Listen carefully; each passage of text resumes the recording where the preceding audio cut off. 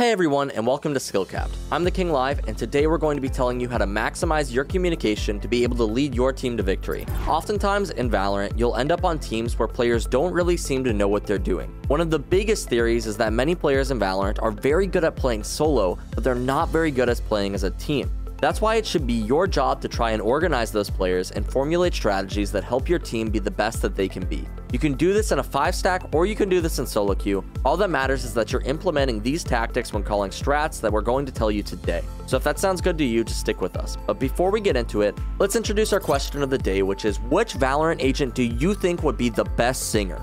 Average Jonas is an opera singer and he plays a lot of Sova, so maybe there's a reason for that. But I've also heard that Astra voice line where she's humming and stuff, and it makes me think that she might like singing too. Let me know what you guys think in the comments below. Moving into the very first thing you need to understand when calling strats in Valorant though, is that the strats you're calling aren't even really going to be real strats. I mean, they can be considered strategies, but the problem with competitive is that the most real strats are going to take more communication than is possible for a random matchmaking game to have. It's unreasonable to load into a game and expect every single player on your team to be competent enough to fully execute a real strat without ever meeting each other. This is why when calling strats, it's really important that you keep it simple. I really encourage you all to spend some time watching Sentinel's player Shazam for a bit on stream and pay attention to the things that he is calling. He plays at the top level of the game and is the IGL for quite possibly the best team in Valorant right now. But most of the IGL work that he does in matchmaking is just communicating what he sees and what he is doing. If he wants to call a play, oftentimes you'll hear him say things like, "Hey, let's group up for an A push, can we get a Viper wall across or a Sky Flash?" But these aren't crazy complicated strats, it's just the idea of vocalizing that you want to do things together as a team. A lot of players aren't even willing to do this, but the reality is, if you get better at just communicating what is going on in the game, it will easily help you take your game to the next level. Now, like I said, Shazam is playing at the highest level in Valorant, and with this also means that players have a little bit more of a basic understanding of what they're supposed to do. If you're playing in the lower ranks, it might be a little bit more necessary for you to communicate specifically what you want the members on your team to do. If you need them to smoke somewhere, you need to ask for that smoke. Even if it's something obvious to you, those players might not find it so obvious. This is why it's really important that you have a basic understanding of how all the roles are played, and it's highly encouraged that you at the very least try out all of the roles and agents and unrated if you want to improve your IGL skills, because this way you can build a better understanding of what works on those agents and what doesn't work. This way you can better suggest strats that are more likely to work over the course of the game. But overall, remember to keep everything simple. Don't try to call these crazy fake rotate, precise pole vaults, 360 no scope type plays. People will get lost, especially in the lower ranks. It might be the best strat in the world that you're calling, but you're just going to confuse everyone on your team. Remember, keep it stupid simple. And before we move on to the best way to keep things simple while still being effective, if you guys are really looking to improve, I highly recommend that you head on over to SkillCapped.com and check out our hyper improvement system. We have up-to-date lineups, courses on how to climb with each agent, Smurf commentaries where a higher ranked player walks you through how to carry in your rank, and so much more. Come join over 500,000 satisfied members, improve that KDA, and get the rank that you've always wanted at SkillCapped.com. Link in the description below. So moving on to the best way to call strats, whether it's a retake or an execute or whatever. The best way to do this is to give your team a very specific thing to play around. A common way you can do this is by saying, let's wait to retake until Sova dart, or asking if your Sova has his dart soon. It's something so simple, but it's basically serving the purpose of telling your team, let's wait and perform this retake together. It gives a specific piece of utility that you guys are going to play around, and you can do this similarly with an Omen Blind or a Breach Ult, or really any sort of utility that can be used for initiation.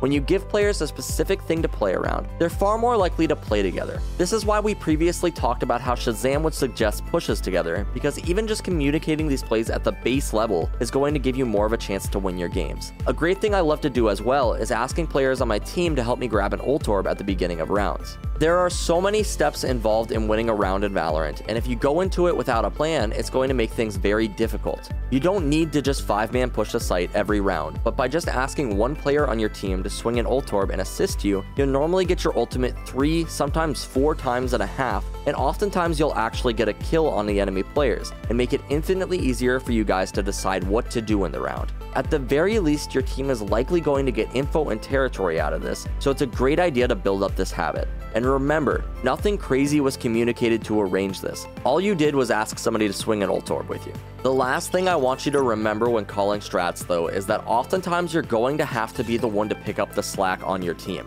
A general rule of thumb when playing Valorant is that normally when you do a push, you want it to be more of a split. It can be very easy to get overwhelmed if you're all trying to push out of the same place. So oftentimes it's a good idea to have players who are splitting from different locations, or at the very least lurking and looking to pick off rotates. If no one on your team is willing to do that, you might be the player who has to do that. Now this is just one example of picking up slack, but another example could be your team is too afraid to engage. In this situation, you might have to be the one to get the ball rolling. Now you can do this by either requesting that a specific player flashes you in and engages, or engaging yourself depending on who you're playing. But the point is, if no one on your team is willing to do this job, that makes it your job. I've had many games where it feels like I'm not getting any kills, just because I'm taking the non-glamorous job of watching flank or slow playing parts of the map to provide my team pressure. But that doesn't make my job not important, it just means that my impact isn't directly seen by the enemy team. Sometimes you're going to have games where you end up with 8 kills at the end of it, but you were solo taking control of B main every single round, and just because you had 8 kills doesn't mean you didn't have value. Taking control of B main every single round has an incredible amount of value and is probably creating a ton of pressure for the defense, and not everything is about kills, and like I said, even though it might not be the most exciting job, you're probably going to have to be the one to pick up the slack if no one else wants to. And to be honest, it doesn't even come down to if players want to or not. As your understanding of the game grows, there are going to be things that you see need to be done that no one is doing. Whether it's during post-plant when your team doesn't have enough territory and you make the decision to try to push for more to help your team, or it's your team is playing too passive and you try to organize some sort of aggression. There will be times that you'll notice problems that other players don't notice, and it's going to be your job to act on those problems quickly to try and fix them. And that's really your job in this game. You can give your team any strat you want, but there is always going to be some holes that need to be filled, and it is your job to fill those holes in your games and round out your team to the best of your abilities. Lastly, remember, if you want to improve that KDA, win more gunfights, and get the rank that you've always wanted, then be sure to check out SkillCapped.com. Link in the description below.